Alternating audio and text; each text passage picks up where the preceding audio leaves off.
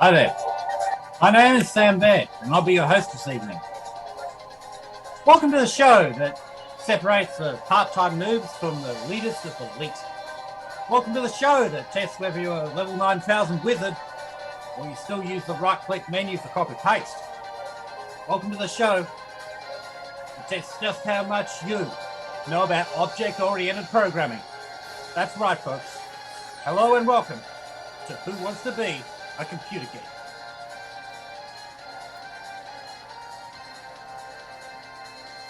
Each player will be asked a series of 10 grueling multi-choice questions. For each question they get right, 1 whole point will be awarded to their score. If they get the answer wrong, however, or if they allow the 40-second timer to reach 0, the point will be discarded and their score will remain the same. The turn will then move to the next player. Questions involve general knowledge from topics as diverse as programming syntax, C# and Python, programming principles, UML diagrams, delegates, interfaces, flash kit drawings, objects and classes, control flow, and even the history of programming itself. When each player has attempted a total of 10 questions, the player with the highest score will be crowned the winner and will win bragging rights as being the biggest computer geek in the room. Runners-up will get nothing more than having a score read out at the end with the winner. So this truly is winner takes all. With the stakes this high, only the best and the brightest make it through the final round. I wish everyone who plays the best of luck, and it is now my distinct privilege to ask you, who wants to be a computer geek?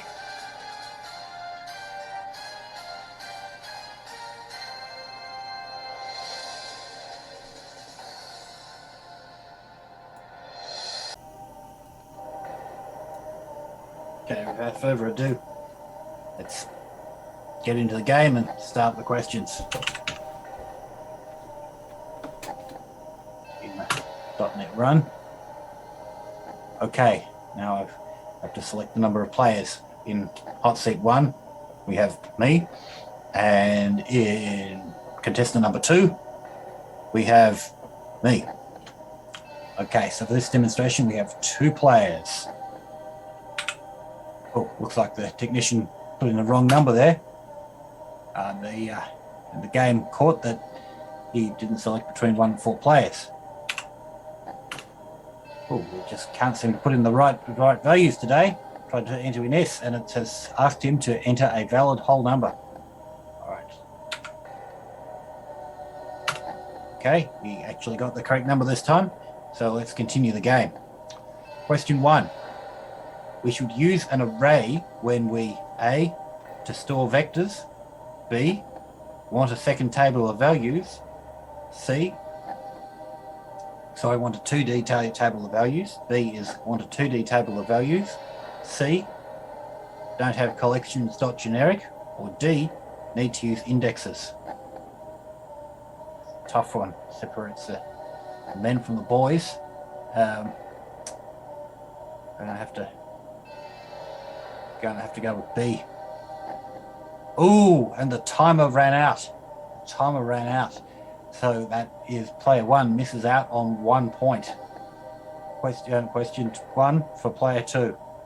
Splashkit.triangle color.red, 1, 1, 3, 5, 9, 1. How high is this triangle? Well, I think that's pretty sure that this is point 1, this is point 2, and this is point 3. So it goes from x point 1 to, and I'm pretty sure the second one was a y point. Y point 1, so y point 5. So I'm going to say 4. Locked in just in time, and it is correct. Okay, player 1, question 2. In a UML diagram, a plus sign represents, this one's pretty easy. I'm going to guess it's private. Public. It's public. Going to lock it in.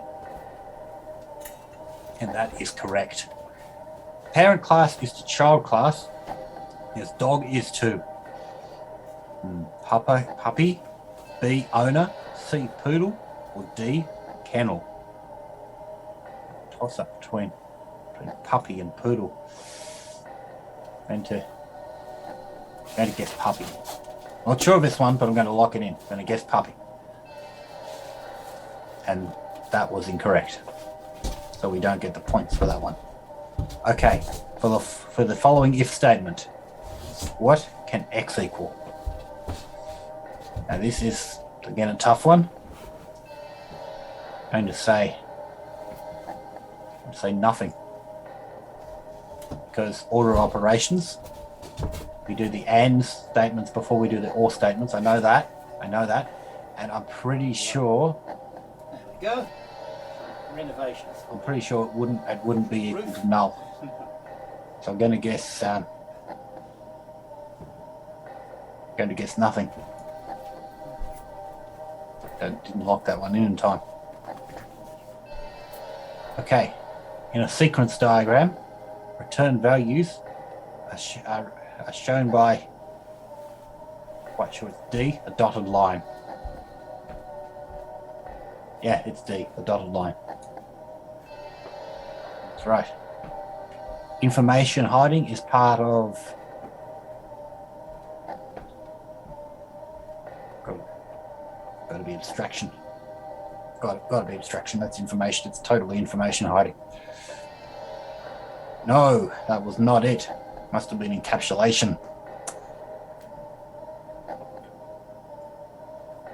Fourth parameter, because we don't have much, only up to question 4, and we don't have much time on this section of the show. We're going to skip ahead.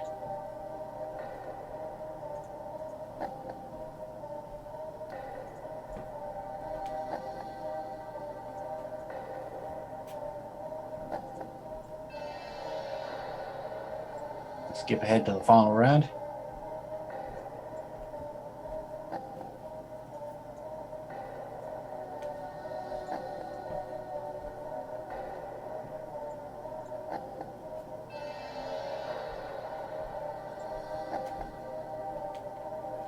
And you can see player 1 in that round only scored 1 point, while player 2 scored 3 points. So player 2 is the winner. Our game automatically closed. Thanks for watching, and we hope you enjoyed Who Wants to Be a Computer Geek. Now, basically, as I'm sure you can see, there's definitely room for more add-ons.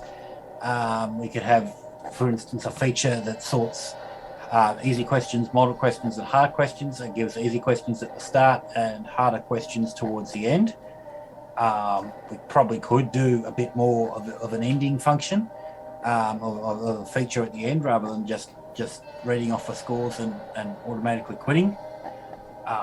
Could also put in some things like they actually do on Who Wants to Be a Millionaire, like Ask the Audience or 50-50.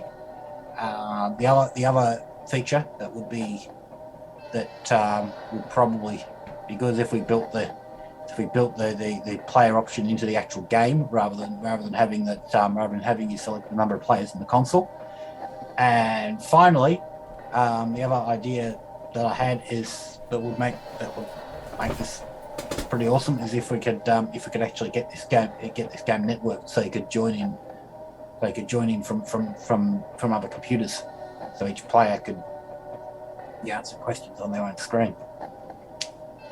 Apart from that, as I said with the time I had, that is Who Wants to Be a Computer Geek. Thanks.